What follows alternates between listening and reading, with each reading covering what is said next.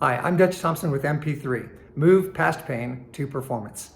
Today's video will show you 5 simple exercises to keep your brain sharp.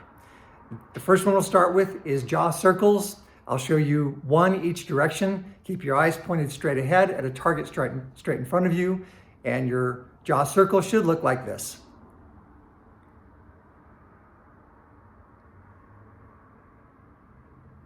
What I'd like you to do is be able to do 4 perfect circles one direction and then 4 perfect circles the other direction. The next one we'll talk about is your tongue. Very important neurology for your brain and your body. This one is scraping the outer surface of the enamel between your teeth and your cheek.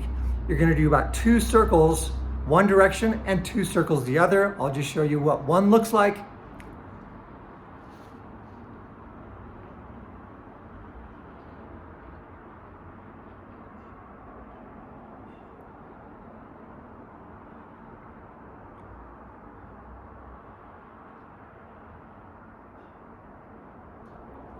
There's your tongue circle. The next exercise is for your eyes. Probably the most easy way to activate your brain is with eye exercises. They're so powerful. So we'll start with our eye zigzag. Take an item with a letter on it, something that will allow you to focus and also be aware of your visual acuity as you're doing this exercise. As you do it and your vision becomes very blurry, perhaps at one point in the movement, you want to note that. So our zigzag is going to be spanning about 10 inches wide in front of our face.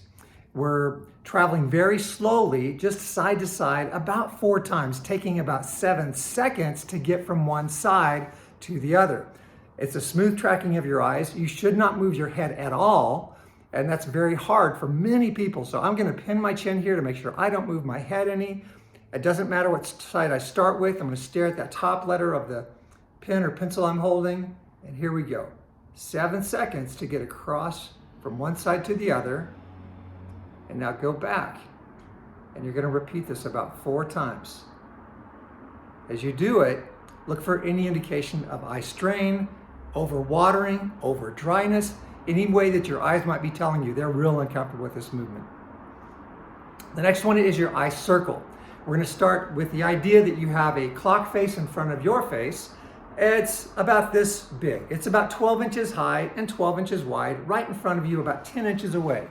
So with my eye circle, again, I'll take something that I can focus on, being aware of my visual acuity as it's traveling around the circle. I also want to make sure I'm doing a perfect circle. It's a pretty complex exercise. A lot of people actually end up doing something more of a triangle or another strange shape. And that's one of the important factors is you want to make sure you're doing a good circle and your eyes are following that object nicely. So looking again at the letter, I'm going to pin my chin again, just holding it, being aware here if my finger moves or if my face is probably moving with it. So I'm going to start about 6 inches above my eyes. I'll circle around, taking a lot of time here, really just doing a perfect circle as best as I can, focused on that letter, not letting my eyes off of it. Hitting about 9 o'clock here in terms of where my eyes are going, and now back up at 12. I'll give you a little bit different angle there so you can see it here, and I'll go the other direction now.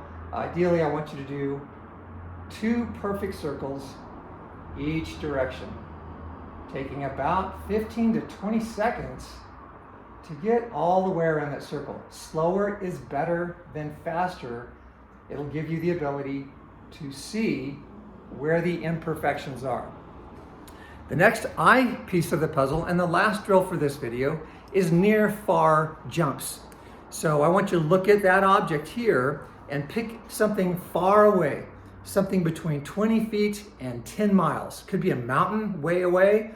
It could be just an apartment building, maybe across a field or something. So something pretty far away, and you're going to hold a pencil or something with a letter on it, so you can be about 12 inches away from your eyes initially, and then with this amazing ability that we have, that our brains can do, called telescoping, we're just going to jump back and forth between near and far about 20 to 30 times.